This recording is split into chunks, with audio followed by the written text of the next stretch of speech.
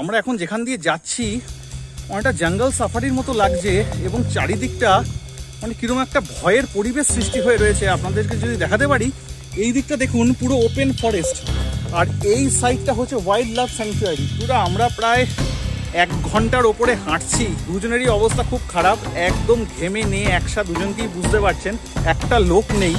ভিতরে কত ঘন জঙ্গল, আপনি দেখুন এই ডান দিয়ে কিন্তু একদম ইছামতি নদী, কচুরি পানায় ভর্তি, তার সাথে বড় বড় গাছ।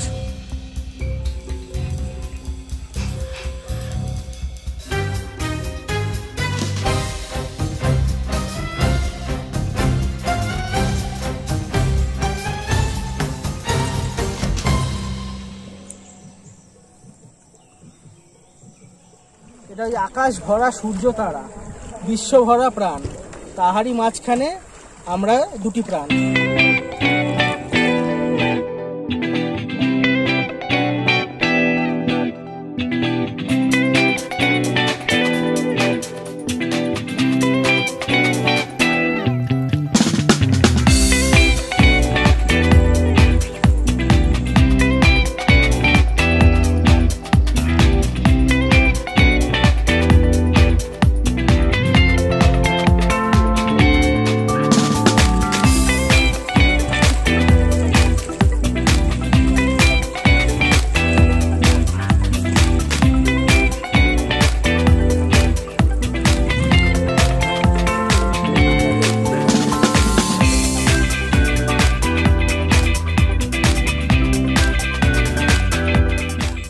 বিকেল হয়ে আসছে, এখন আমরা যাচ্ছি দুজনে মিলে ইছামতি নদীতে ভ্রমণ করতে। এবং এটা ঠিক মঙ্গলগঞ্জে ব্যাকপ্যাকার্স ভিলার ঠিক সামনে গলি দিয়ে বেরিয়ে একটুখানি এগিয়ে ডান দিকে হচ্ছে এই রাস্তাটা। আমি যদি আপনাদের এই রাস্তাটা দেখাই, আপনারা দেখুন এই রাস্তাটা এই যে সোজা চলে গেছে, ওইখানটা হচ্ছে গিয়ে আপনার ইছামতি নদী।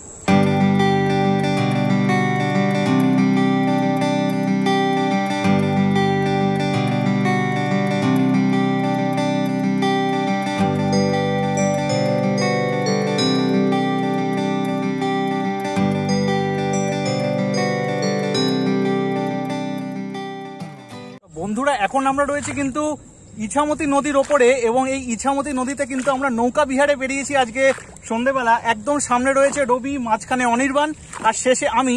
আর একদম শেষে কিন্তু আমাদেরকে ড্রাইভ করে নিয়ে যাচ্ছেন আমাদের মাঝি কাকু। তো মাঝি কাকু, আপনার নাম কি? আমার নাম নির্মল হালদার। নির্মল হালদার ওনার নাম।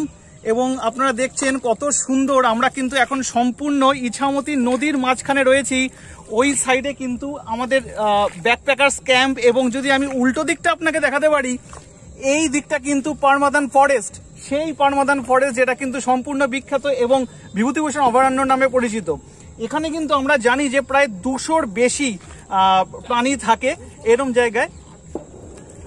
আচ্ছা, 800 প্রাণী থাকে উনি বলছেন, আমি পড়েছিলাম যে 200 রকমের প্রাণী থাকে, তো টোটাল 800 রকম প্রাণী রয়েছে উনি যেটা বলছেন। এবং সত্যি কথা বলতে এই ইছামতি নদীর আমরা ঠিক মাঝখানে চলে এসেছি, এবং দূর থেকে আমরা কিন্তু কিছু শব্দ শুনতে পাচ্ছি। মোস্ট প্রবাবলি শব্দগুলো পাখির ডাক বা বাদুড়ের শব্দও হতে পারে। এবং আপনারা দেখুন জঙ্গলটা কিরকম অসাধারণ লাগছে। আমার কিন্তু অনেকটা সেই অ্যানাকোন্ডা সেই বইটার কথা মনে পড়ে যাচ্ছে, কারণ ঠিক এরকম ধরনের কিন্তু গাছ বেরিয়ে যাওয়ার দৃশ্যগুলো কিন্তু আমরা দেখেছিলাম। আপনি দেখুন অসাধারণ লাগছে কিন্তু এই দৃশ্যটা। আচ্ছা মাঝি কাকু, আপনি কতদিন ধরে এখানে এই নৌকা বিহার করছেন? আমি তো এটা তো এই যে এখানে নৌকা চালানোটা আমি শুরু করি তা 20 বছরের উপর। তবে আগে এত পর্যন্ত জমজমাট ছিল না। হ্যাঁ, এখানে তখন ওই আমরা পারাপার করতাম, কিছু লোকজন নৌকা চড়তো এইসব। কিন্তু এখন যেভাবে ছবি টবি তুলতে আসে, তখন এত পর্যন্ত ছবির প্রচলনটা ছিল। একদম খুব ভালো লাগলো শুনে। আচ্ছা, এই ইছামতি নদী এই দূরে আপনারা কত দূর পর্যন্ত যান? আমরা এখন নদীতে আগে আমরা এখান থেকে 20 কিলোমিটার 25 কিলোমিটারও গিয়েছি আগে নৌকা বেয়ে। বনগার ওই সাইডে চলে গিয়েছি। এখান থেকে বনগা আমাদের 25 কিলোমিটার তো হবে, বেশি ছাড়া কম না, তার ওই দিকেও চলে গিয়েছি। কিন্তু এখন তো আর যাওয়া যায় না, কচুরিপানা সব জাম হয়ে আছে, নদীতে স্রোত নেই, নদী মুজে গেছে আগের থেকে অনেক, স্রোত নেই বললেই চলে।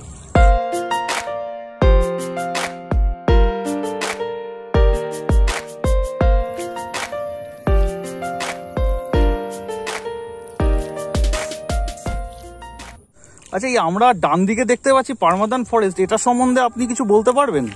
এটা সম্বন্ধে বলতে, এই ফরেস্টটা আপনার 53 সালে প্রথম সূচনা হয়, শুরু হয়। 55 সাল থেকে এখানে গাছ লাগানো শুরু হয়। হ্যাঁ, তার আগে ঝোড় জঙ্গল ছিল, নানা রকম ঘাস টাস এইসব ছিল, কেশে গাছ যাওয়া, কাশফুল যেটা বলা হয়, এইসব ছিল আগে।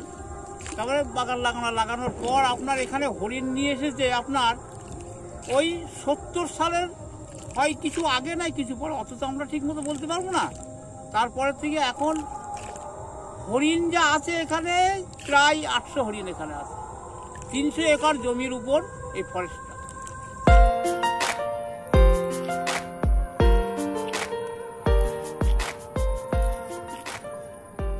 চিংড়ি মাছের এক নাম ইচা মাছ।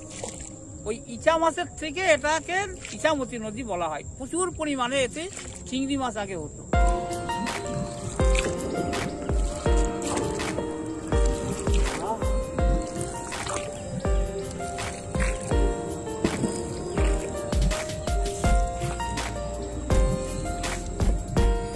বন্ধুরা, এখন আমরা যাচ্ছি কিন্তু পরমাদান ফরেস্টে, যেটা বিভূতিভূষণ ওয়াইল্ড লাইফ স্যাংচুয়ারি হিসাবে বিখ্যাত। এই জায়গাটা কিন্তু কাটা সাহেবের যে কুঠি রয়েছে ঠিক তারপরে ইছামতি নদী, এবং তারপরেই কিন্তু সেই ফরেস্টটা। কাটা সাহেবের কুঠির উল্টো দিকে ইছামতি নদীর ধারে আপনারা কিন্তু এই ছোট ছোট নৌকাগুলো পাবেন, এবং এখান থেকে কিন্তু আপনাদেরকে নিয়ে যাবে সেই পার্টিকুলার ফরেস্টে। আমি যদি আপনাদেরকে দেখাই ওই জায়গাটা, দেখুন ওই সাইডে হচ্ছে গিয়ে ফরেস্ট। আমরা নেমে পড়লাম, কিন্তু মাঝি ভাই আমাদেরকে পৌঁছে দিলেন এই জায়গাটাতে। এবার আমরা কিন্তু আস্তে আস্তে এগিয়ে চলেছি পারমাদান ফরেস্টের দিকে। আমি যদি আপনাদের জায়গাটা দেখাই, দেখুন এই হচ্ছে সেই পারমাদান ফরেস্ট, সেই বিখ্যাত পারমাদান ফরেস্ট। এবং এখানে কিন্তু যে জিনিসটা লেখা রয়েছে সবার ফার্স্টে এসে আমরা দেখতে পাচ্ছি, এইটা হচ্ছে গিয়ে প্রতিজন মূল্য হচ্ছে 120 টাকা করে, 120 টাকা টিকিট, এই জিনিসটা লেখা রয়েছে। আর তার সাথে এখানে একটা জিনিস লেখা রয়েছে বোর্ডের মধ্যে, এই স্থান হইতে প্রবেশ নিষিদ্ধ, ভুলবশত কেউ অভয়ারণ্যে প্রবেশ করিলে প্রবেশ মূল্য জন প্রতি টিকিট মেন গেটের কাউন্টারে পাওয়া যাইবে। তো আরেকটা ইনফরমেশন আপনাদের এই জায়গাটা দিতে চাই, সেটা হচ্ছে মেন কাউন্টারটা কিন্তু আমরা এই যে নদী থেকে নামলাম, ইছামতি নদী থেকে এই যে জায়গাটা, এটা কিন্তু হচ্ছে অভয়ারণ্যের ঠিক মাঝখানের জায়গা। এইখান থেকে আপনাদের দুটো দিক চলে গেছে, একটা হচ্ছে ওই দিক আর একটা হচ্ছে গিয়ে এই সাইডে। তো এই সাইডে বা ওই সাইডে যেখানেই যান না কেন, সেখানে কিন্তু আপনারা টিকিট কাউন্টারটা পেতে পারেন। একটা লোক নেই, এবং আমরা কিন্তু টিকিট কাউন্টারটার দিকে এগোচ্ছি, এবং ভেতরে কত ঘন জঙ্গল, খুবই ঘন জঙ্গল। আপনারা যদি দেখতে পারেন, মানে শেষ কোথায়, দিশা কোথায়, আমরা কিন্তু কিছুই দেখতে পাচ্ছি না। কিন্তু তবুও কিন্তু আমরা ধীরে ধীরে এগিয়ে চলেছি। আপনাদের জঙ্গলের সাইডটা যদি দেখাই, এই অভয়ারণ্য মানে এতটা অন্ধকার যে সূর্যের আলো পর্যন্ত ভেতরে প্রবেশ করে না, অসম্ভব অন্ধকার। এবং এখানে কিন্তু হরিণ রয়েছে, হনুমান রয়েছে, এবং তার প্রচুর রকম পাখির দেখা পাওয়া যায়, যেটা অনির্বাণ এইমাত্র বললো।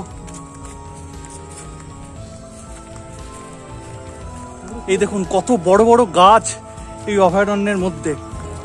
আর এই ডান দিকটাও কিন্তু খুব একটা সুবিধার নয়। আপনি দেখুন এই ডান দিকে কিন্তু একদম ইছামতি নদী কচুরিপানায় ভর্তি, তার সাথে বড় বড় গাছ। সাইডগুলো যদি আপনাদেরকে দেখাতে পারি, এই দেখুন, মানে এতটাই ঘন অরণ্য যে এর ভেতরে সূর্যের আলো কিন্তু পর্যন্ত প্রবেশ করছে না। দেখুন বাঁশ পড়ে রয়েছে, আমফান ঝড়ের জন্য বাঁশ উল্টে পড়ে রয়েছে এখনো পর্যন্ত এই জায়গায়। এবং দূরে কিন্তু আমরা ইছামতি নদীর দৃশ্য দেখতে পাচ্ছি, এবং তারপরে কিন্তু এই ঘন অরণ্য, তারপরে এই রাস্তা দিয়ে উল্টো দিকেই হচ্ছে গিয়ে বিভূতিভূষণ ওয়াইল্ড লাইফ স্যাংচুয়ারি।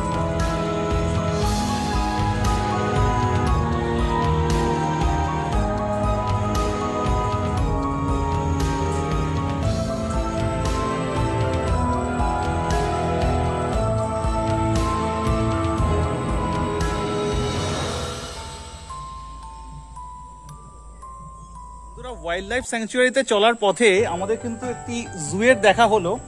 এই জুতে কিন্তু নানা রকমের পাখি রয়েছে, খরগোশ রয়েছে, তারপরে রয়েছে একটি ম্যাকাও পাখি। এই দেখুন, তার আগে একটু খরগোশগুলোকে দেখিয়ে নিই। এই যে হোয়াইট খরগোশ আমরা যেগুলোকে দেখি, সেই জিনিসটা রয়েছে। তার পাশে রয়েছে এই দেখুন টিয়া, ওই দেখুন কত সুন্দর চিৎকার করে উঠছে টিয়াগুলো, অসাধারণ লাগছে। আর সত্যি কথা বলতে কি মানে এখান ছেড়ে যেতে ইচ্ছে করছে না, কিন্তু আমরা তার পরের জিনিসগুলো দেখানোর জন্য আমরা একটু এগিয়ে যাই। দেখুন আস্তে আস্তে করে এই যে খরগোশগুলোকে একটু দেখিয়ে নিই, ওনাদের অসাধারণ। দেখুন এই খরগোশগুলো, এটা কিন্তু পুরো বিভূতিভূষণ অভয়ারণ্যের মাঝে রয়েছে। আর এই সাইডে দেখুন, এই হচ্ছে আমাদের ম্যাকাও পাখি। এই দেখুন ম্যাকাও পাখি, যদি আমি একটু ক্লোজ আনতে পারি, এই দেখুন ম্যাকাও পাখিটাকে,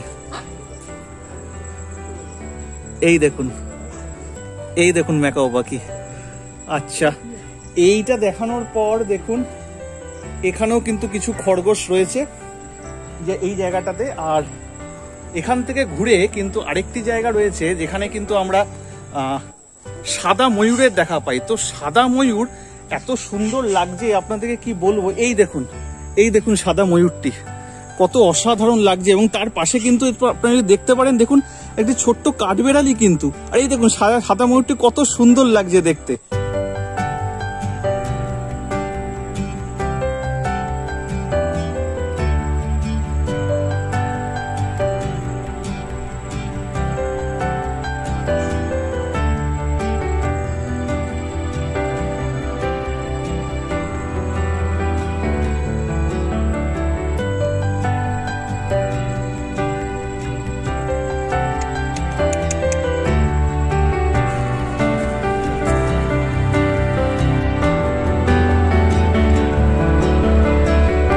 দেখুন জঙ্গলের মাঝখানে হরিণদের খেতে দেওয়া হয়েছে, সেই দৃশ্যটা কিন্তু অপূর্ব লাগছে।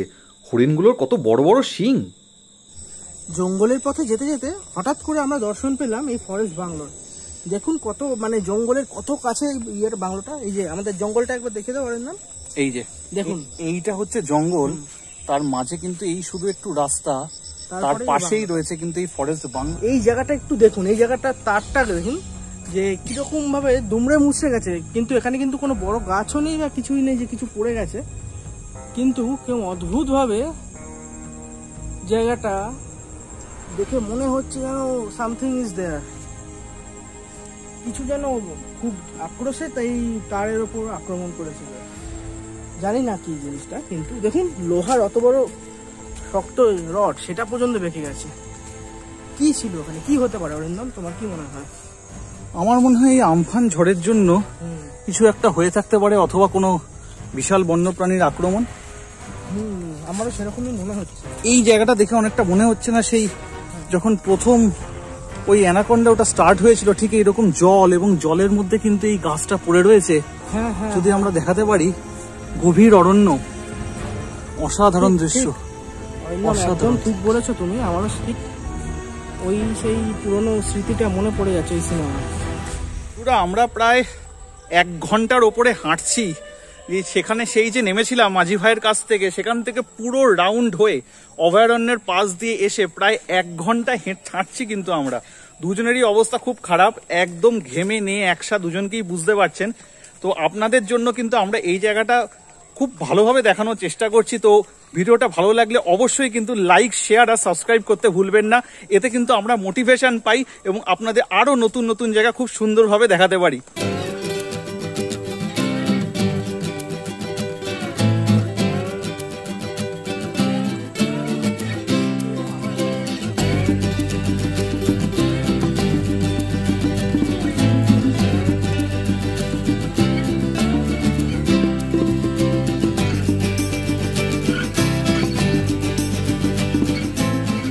এটা হচ্ছে অভয়ারণ্যের একদম লাস্টে। এখান থেকে আমরা কিন্তু এই মাঝি ভাইয়ের হাত ধরে আবার কিন্তু আমরা নীলকুঠি ফিরে যাব। এটা কিন্তু ওই জায়গাটা নয় যেখানে কিন্তু আমরা এসে নেমেছিলাম, ঠিক অভয়ারণ্যের মাঝখানটাতে। এটা কিন্তু একটা অভয়ারণ্যের একটা সম্পূর্ণ আলাদা দিক। এবং এখানে ওনারা বলছেন যে এখান থেকে যদি নীলকুঠির তীরে পৌঁছে দিতে হয় তাহলে 50টা টাকা করে লাগবে। আর ওখানে কিন্তু আমাদের পার হতে পার হেড 20 টাকা করে লেগেছিল। তো যাওয়া যাক আপাতত, কারণ আমরা একদম ক্লান্ত হয়ে পড়েছি। আমরা এতটা রাস্তা এসেছি, আবার অতটা ফিরে যাওয়ার মতো এই মুহূর্তে ক্ষমতা নেই। তো তাই জন্য কিন্তু আমরা মাঝি ভাইয়ের হাত ধরে এখন আবার আমরা নীলকুঠির পাড়ে ফিরে যাচ্ছি। এখন আমরা কিন্তু ইছামতি নদীর মাঝখানে রয়েছি। দেখুন দেখুন আমাদের এই যে নৌকাটা রয়েছে, সেই নৌকায় কিন্তু মাঝি ভাই ওই নৌকা থেকে উঠছেন, আমাদের অলরেডি এক মাঝি ভাই কিন্তু চালিয়ে নিয়ে যাচ্ছেন, কিন্তু তা সত্ত্বেও উনি কিন্তু ওই নৌকা থেকে এই নৌকায় এলেন যাতে দুজনে মিলে একসাথে আমাদেরকে তাড়াতাড়ি পৌঁছে দিতে পারেন, কারণ এই অভয়ারণ্যের শেষ থেকে নীলকর সাহেবের কুঠিটার দূরত্ব কিন্তু অনেকটাই। তো সেই কারণে উনি কিন্তু নিজের নৌকা ছেড়ে আমাদের এখানে এলেন। পেছন দিকে দেখুন আমাদের এই মাঝি ভাই কিন্তু আমাদেরকে টেনে নিয়ে যাচ্ছেন এবং সামনে কিন্তু উনি এলেন। দেখুন এই নৌকা রাইডের কথা কি মনে পড়ে যাচ্ছে না অরিন্দম? নৌকা রাইডের কথা তো ডেফিনেটলি মনে পড়ছে, কিন্তু এটা মনে হচ্ছে না তার থেকে আরো বেশি রোমাঞ্চকর, কারণ জলটা কত কাছ দিয়ে বইছে। দেখুন দেখুন উনি বৈঠাটা চালাচ্ছেন, জলটা কত কাছ দিয়ে বইছে আর কত স্পিডে কিন্তু আমরা এগিয়ে চলেছি, অসাধারণ স্পিডে কিন্তু আমরা এগিয়ে চলেছি। আপনারা যদি সাইডটা দেখতে পারেন অসাধারণ লাগছে। এই সাইডে কচুরিপানা, ওইখানে ঘন জঙ্গল, তার মাঝে ইছামতি নদী, দুজন মাঝি আমাদেরকে নিয়ে যাচ্ছেন, ফুরফুরে হাওয়া বইছে, অসাধারণ পরিবেশ। আপনাদেরকে যদি বলতে পারি অসাধারণ পরিবেশ। আমি দর্শক বন্ধুদের একটা কথা বলতে পারি, সেটা হচ্ছে যারা কেউ কেরালা গিয়ে থাকেন, ওখানে কেরালায় ওখানে বিচ রাইডিং হয়। মানে বিচ রাইডিং বলতে এরকম করে ছোট ছোট সব ক্যানো নৌকাগুলো থাকে, ওদের মধ্যে একটা প্রতিযোগিতা হয়। এরকম ভাবেই দুজন দুই দিকে বসে থাকে, এইভাবেই টানে যতটা জোরে সম্ভব। আমার ঠিক মনে হচ্ছে সেরকম একটা কিছু প্রতিযোগিতার মধ্যে আমরা পড়ে গেছি। জিনিসের এই অভিজ্ঞতাটা সত্যি অসাধারণ অসাধারণ। জলের মধ্যে সূর্যের কিরকম রিফ্লেকশন পড়েছে, তার সাথে মাঝি ভাই আমাদেরকে এগিয়ে নিয়ে চলেছেন। আর বাঁ দিকে দেখতে পাচ্ছেন এখানে রয়েছে অভয়ারণ্য, আর এই ডান দিকে হচ্ছে গিয়ে আমাদের নীল সাহেবের কুঠি। আর আমাদের সামনে রয়েছে আমাদের অনির্বাণ এবং আমাদের রবি ভাই। তো আপনাদের শুধুমাত্র সূর্যটা দেখাতে চাই, কত অসাধারণ লাগছে, অসাধারণ। হ্যাঁ রবি ভাই একদম। এবং আমাদের যে মাঝি ভাইও নিয়ে যাচ্ছেন পেছন দিকে, ওনাকেও আমরা দেখাতে চাই। দেখুন কি অবলীলায় কিন্তু উনি কিন্তু বৈঠাটা টানছেন, অসাধারণ অসাধারণ। উনি কিন্তু স্পিডটা আরো বাড়িয়ে দিলেন, খুব ভালো লাগছে। ওভারঅল একটা সুন্দর মনোরম হাওয়া আর অসাধারণ অভিজ্ঞতা। তো বন্ধুরা ফাইনালি চলে যাওয়ার পালা হয়ে গেল। আমরা মঙ্গলগঞ্জের ব্যাকপ্যাকার্স ক্যাম্প থেকে এখন বিদায় নিচ্ছি। দুদিনের অত্যন্ত রোমাঞ্চকর অভিযানের পর এখন কিন্তু আমরা ফাইনালি চলে যাচ্ছি আমাদের কলকাতায়। তো এখানে আমরা পেয়ে গেছি বিজয়কে। বিজয় এই দুদিন আমাদের অসাধারণ সার্ভিস দিয়েছেন। প্রত্যেকটা জিনিস যখন যা দরকার তখনই আপনারা কিন্তু শুধুমাত্র বিজয়কে বলতে পারবেন। উনি ছাড়াও এখানে আরো অনেকে আছেন, ওনাদের আতিথেয়তাতে আমরা অত্যন্ত মুগ্ধ। তো বিজয়, আমি আশা করছি যে আমাদের দর্শকরা যখন আসবে সমানভাবেই তুমি একই রকমভাবে নিরলস প্রচেষ্টার মাধ্যমে এই জায়গাটাকে তুলে ধরবে। তো খুব ভালো লাগলো, অসাধারণ অভিজ্ঞতা। আপনারা অবশ্যই এই ব্যাকপ্যাকার্স ক্যাম্পে আসুন, ঘুরে যান, কথা দিচ্ছি আপনাদের খুব ভালো লাগবে। তাহলে চলো আমাদের দর্শক বন্ধুদের উদ্দেশ্যে সবাই টাটা জানাই। টাটা। ভালো লাগলে চ্যানেলটিকে সাবস্ক্রাইব করবেন আর ভিডিওটিকে লাইক এবং শেয়ার করতে ভুলবেন না কিন্তু। নমস্কার।